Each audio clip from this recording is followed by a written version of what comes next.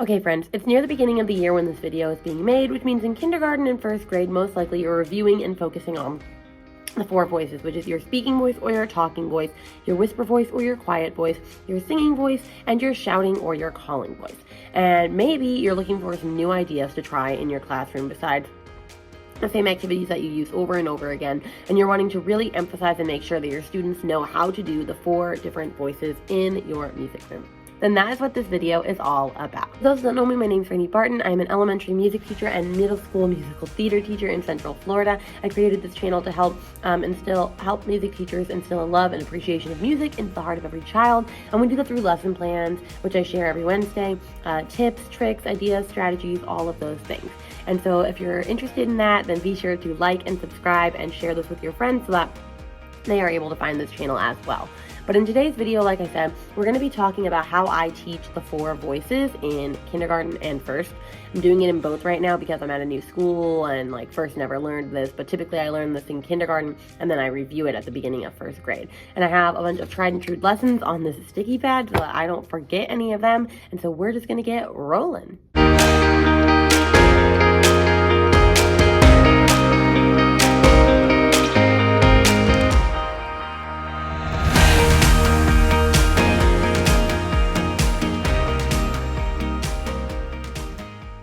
Now, the first thing that I use to introduce all of my stuffed animals, or not all of my stuffed animals, all of the four voices, is by using stuffed animals. And this first lesson, I cannot say I created. I've used it every single year since I learned about it 5 years ago.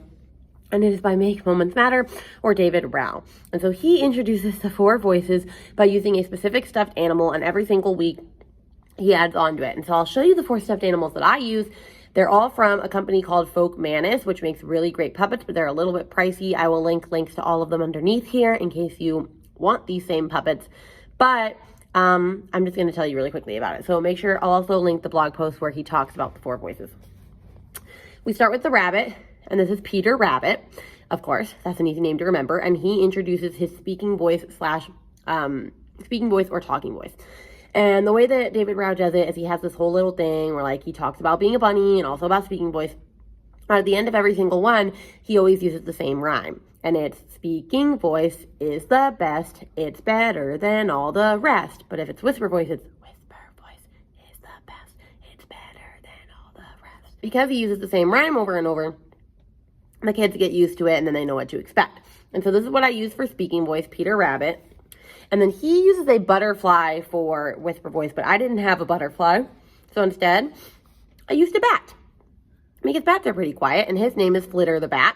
And he always acts really shy when we first start out because if they're too loud, he can't come out because whisper voice / quiet voice needs to be really, really quiet. And then he comes out and he does the same exact thing, and he talks about whisper voice, all that good stuff.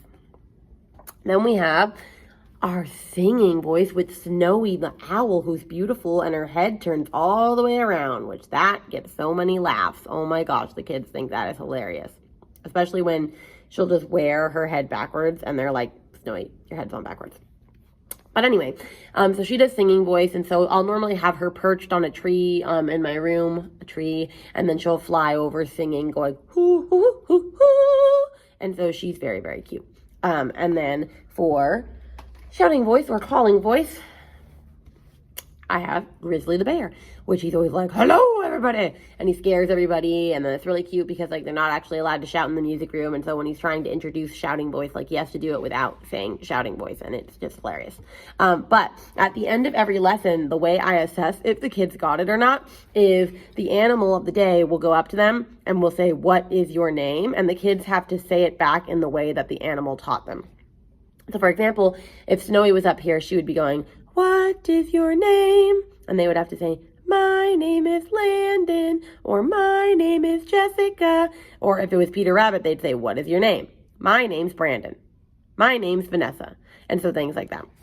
And then yes, they even get to do that for shouting voice, but I tell them they can't be too loud, and then that kind of nips it in the bud. That is the first thing that I do. And then after I've reviewed all four of them, I will start to show the posters just to really make sure that we review, and we'll talk about like, where do you use each of your four voices? Like, where do you use your speaking voice? Where can you use your whisper voice? And things like that, which I have all of these posters. I made these, so I will link them down below in case you're interested in getting that. So definitely be sure to check that out. But I will also Then I will review a poem that I learned, I believe, from Denise Gagne. And I do it every week with the kids. And so, for example, the first one is, this is my speaking voice. And then they're going to echo me, this is my speaking voice. I use it every day. I use it every day. This is my speaking voice. This is my speaking voice. It's lovelier this way. It's lovelier this way. Or we'll do, this is my whisper voice. It's quieter this way. This is my singing voice. It's melodious this way. And then this is my shouting voice. It's louder this way. And so we do that every single week. Then we get on to some of the other fun stuff, specific activities that I do. So these are activities that I do to review. The first one is Grizzly Bear. And I typically will introduce that one the week that we're doing Grizzly Bear, because it makes sense because I already have the bear. And I've talked about this briefly before, but Grizzly Bear is this fun little song that you can use to review dynamics, loud and quiet. You could use it for singing, whisper, and shouting, because the kids could like whisper sing in the beginning, and then they're starting to gradually get louder and louder until they do a big giant roar at the end, which is shouting. So you're kind of using all but one of the singing, or all but one of the four voices. And so the song, I've sang it before, but I'll sing it again. In this one, it goes like this. Grizzly bear, oh grizzly bear is sleeping in a cave. Grizzly bear, oh grizzly bear is sleeping in a cave. Please be very quiet, very, very quiet. If you wake him, if you shake him, he'll get very mad. Roar! And the kids roar. I think it's the best thing in the world. So I have a tin roof, and so every time like a squirrel or things gets into the top of the roof or the vent or things, I can hear it. And there's been squirrels in my room before. They've made it in here somehow. So I'm really hoping that doesn't happen while I'm filming this.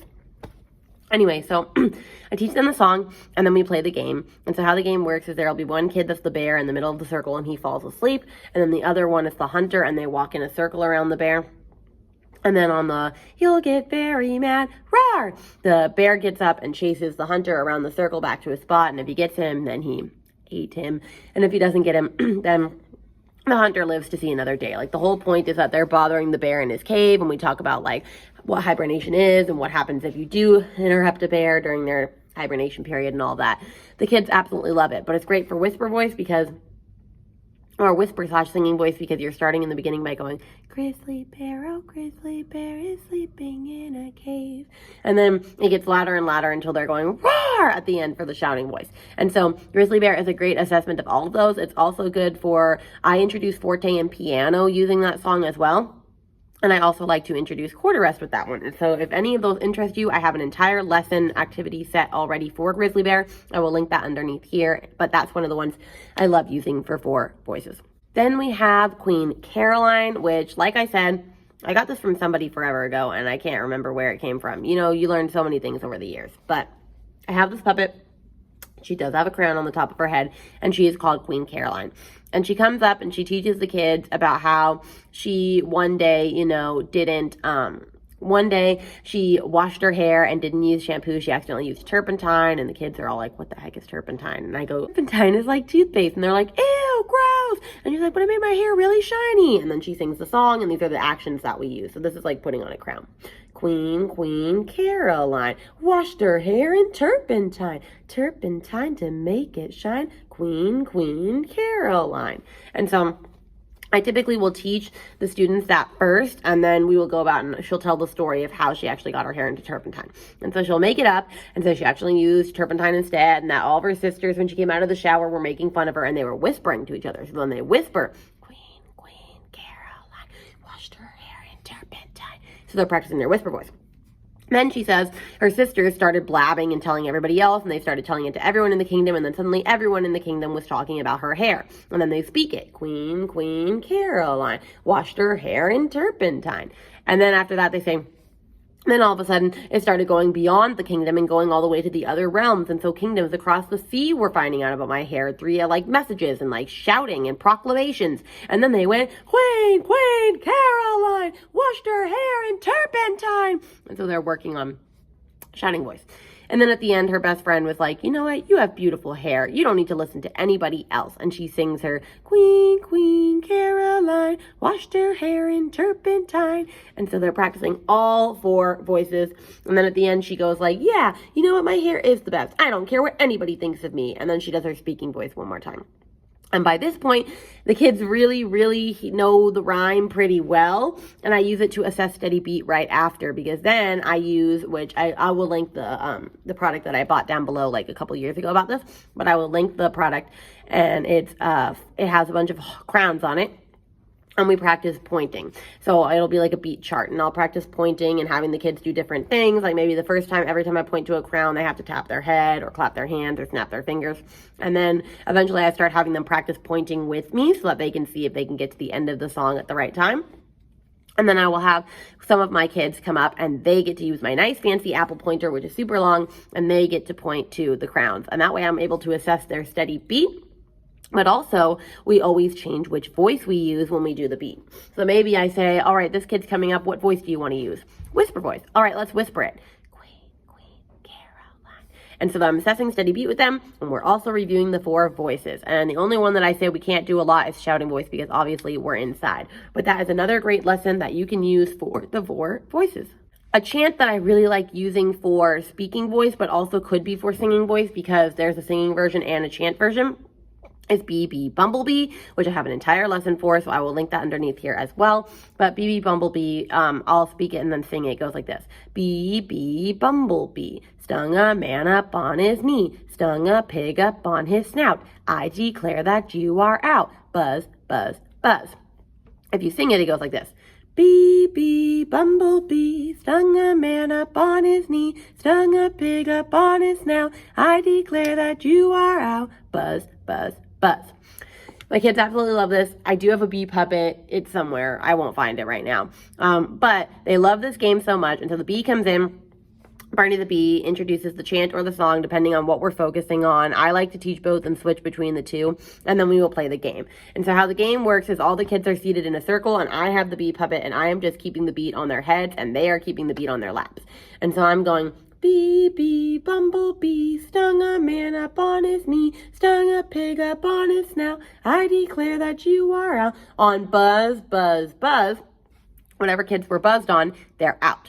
And so what I mean by out is they go and they get a pair of rhythm sticks, and they come back and they just keep the steady beat to the song. And then we do it again, going, BB Bumblebee stung a man up on his knee, stung a pig up on his snout. I declare that you are out. Buzz, buzz, buzz. And so that also allows me to review steady beat while also having them review at least singing voice and chant voice, because we'll alternate between the two for this activity.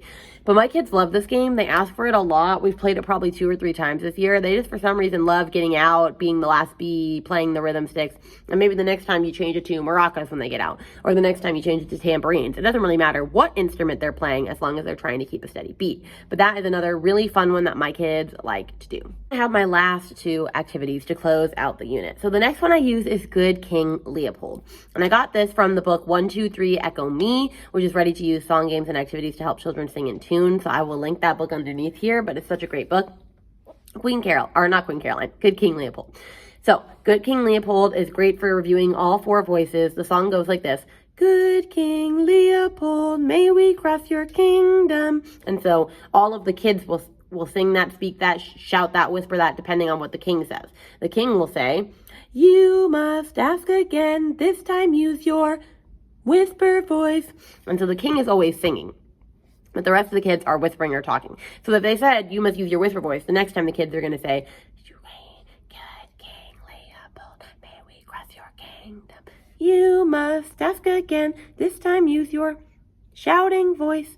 And so the king always sings those so I can review their solo singing. But then after a couple of times, I'll make the king say, yes, you may cross. And then the kids will move all around the room depending on what motion I told them. I'll say, you must move around the room like a snake. And then I'm playing a nice drum beat on my drum going like,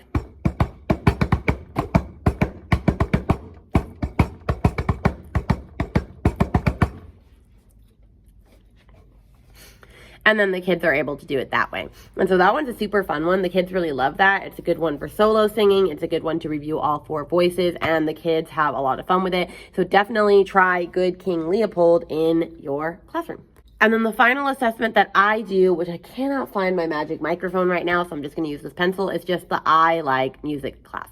And so what I do is I have the 4 voices posters on the wall or on the TV, and I will say I'm going to go up to each kid and I'm going to point to one of the voices, and they have to use it to say, I like music class.